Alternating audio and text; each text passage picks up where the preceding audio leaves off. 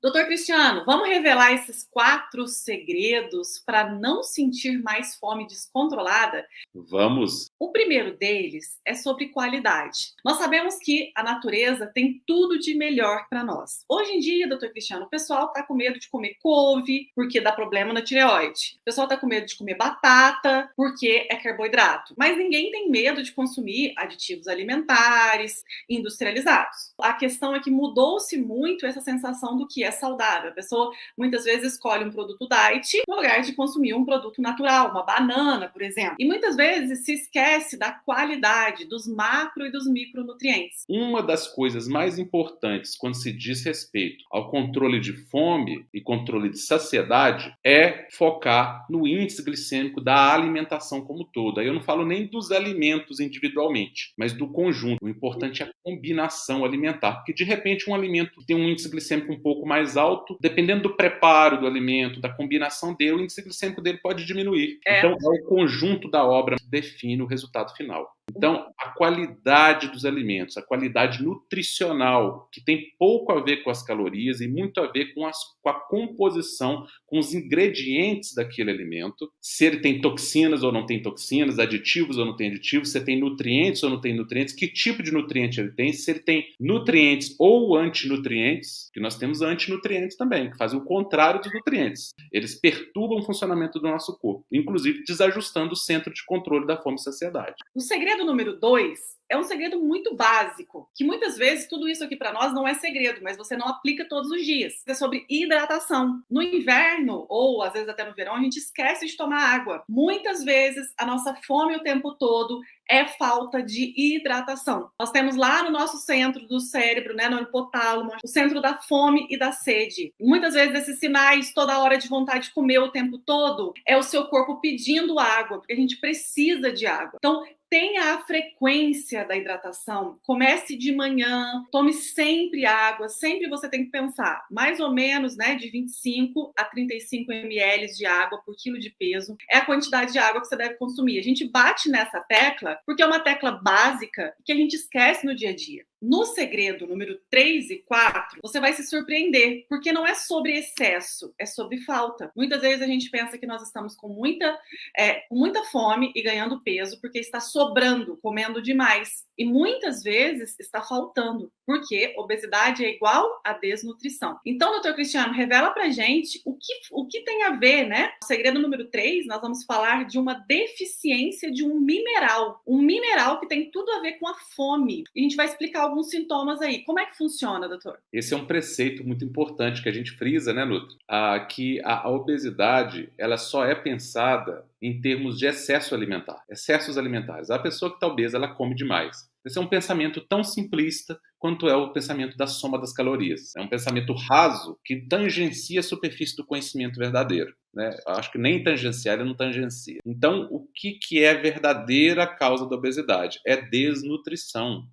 A obesidade trata-se muito mais da deficiência nutricional que do excesso nutricional. O que acontece na obesidade é uma má qualidade nutricional muito mais do que um excesso de alimentação. O excesso ele pode até acontecer como consequência do desajuste provocado pela deficiência nutricional. Então, um indivíduo que tem uma deficiência de nutrientes, ele começa a ter sinalização exagerada de fome. E até uma coisa inteligente do corpo. Por que o corpo sinaliza o excesso de fome o tempo todo? Porque essa pessoa está cronicamente deficiente. Apesar de estar comendo muito, mas ela está comendo mal. Ela come mal, ela não repõe essa deficiência nutricional, o corpo não sinaliza saciedade. Isso é muito lógico de pensar. Então essa pessoa come muito porque come mal e não o contrário. Ela está com uma alimentação pobre nutricionalmente, mesmo que seja a quantidade grande. E muitas vezes nem a quantidade é tão grande assim. Muitas vezes essa pessoa está com metabolismo deturpado, nem está comendo tanto, mas está comendo errado, está comendo uma qualidade nutricional ruim, está cheio de... O carrinho do supermercado tem muito mais Diet Light Zero do que nutrientes, né? Ele está preocupado com as calorias, não está preocupado com os nutrientes do que ele come. do que ele come, ele quer comer baixa caloria, não quer comer alimento nutritivo. E aí a fome só aumenta. Quanto mais dieta faz, mais fome tem. Quanto mais dieta faz, mais baixo o metabolismo fica, mais fácil de engordar, mais difícil de emagrecer. Olha o tamanho da tragédia, do problema aí, né? Isso tem solução, mas a solução não é simplesmente comendo menos ou comendo menos caloria. Porque quando essa pessoa passa a comer menos caloria, ela se desnutre ainda mais, porque ela continua não considerando a qualidade alimentar e começa a considerar só quantidade pura e simples, sem raciocinar em mais nada. É uma das múltiplas deficiências que causam esse desajuste. Aí nós vamos falar de duas aqui, né, Nuto?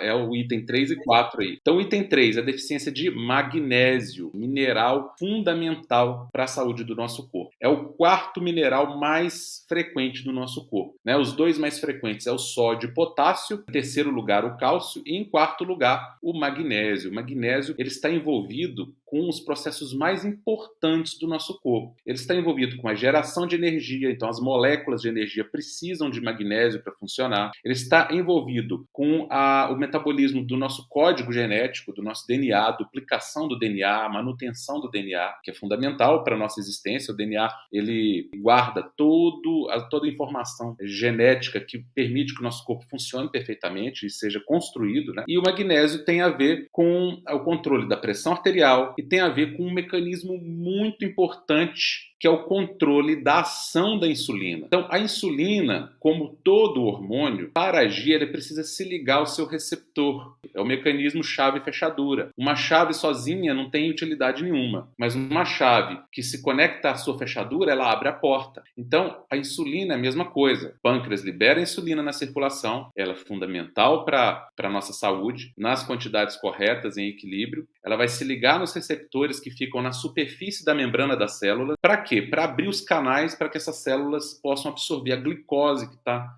na corrente sanguínea, que está no meio extracelular. Então, as células precisam receber glicose, mas essa glicose não entra na célula do nada. Existem portões nessa célula que precisam ser abertos. E esses portões são abertos pela chave hormonal conhecida como insulina. Ótimo. Isso é o funcionamento perfeito. Mas nós precisamos entender que dentro desse mecanismo da fechadura, onde a insulina se liga, existe a molécula de magnésio lá dentro. E quando esse indivíduo está deficiente em magnésio, essa fechadura não funciona direito. E aí nós temos o início de um dos processos mais importantes para a geração da obesidade, para a geração do excesso de acúmulo de gordura no corpo e do bloqueio da queima de gordura no corpo, que é o processo hormonal chamado de resistência insulínica. É um dos defeitos hormonais, dos desequilíbrios hormonais que caracterizam obesidade, que caracterizam sobrepeso, diabetes tipo 2, pressão alta,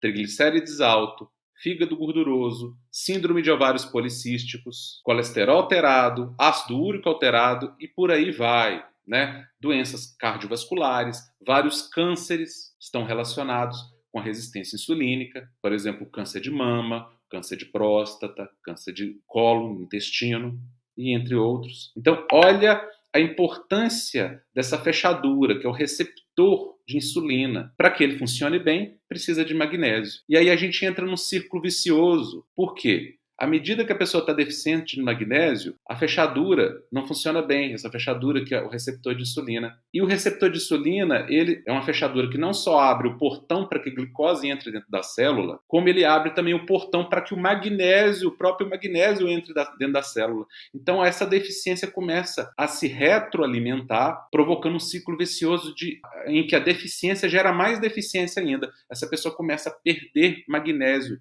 vai saindo pela urina. Então, além dela já estar deficiente porque ela não está ingerindo magnésio suficiente, porque a alimentação dela é pobre, ela só pensa em caloria, ela não pensa na quantidade de magnésio dos alimentos que ela está consumindo, aí ela ainda começa a eliminar mais magnésio, o que piora o mecanismo, esse receptor vai ficando cada vez mais insensível, vai funcionando cada vez pior, a resistência insulínica aumenta cada vez mais, com isso o pâncreas tem que produzir mais insulina para tentar compensar, e aí esse indivíduo vira um armazenador de gordura crônico.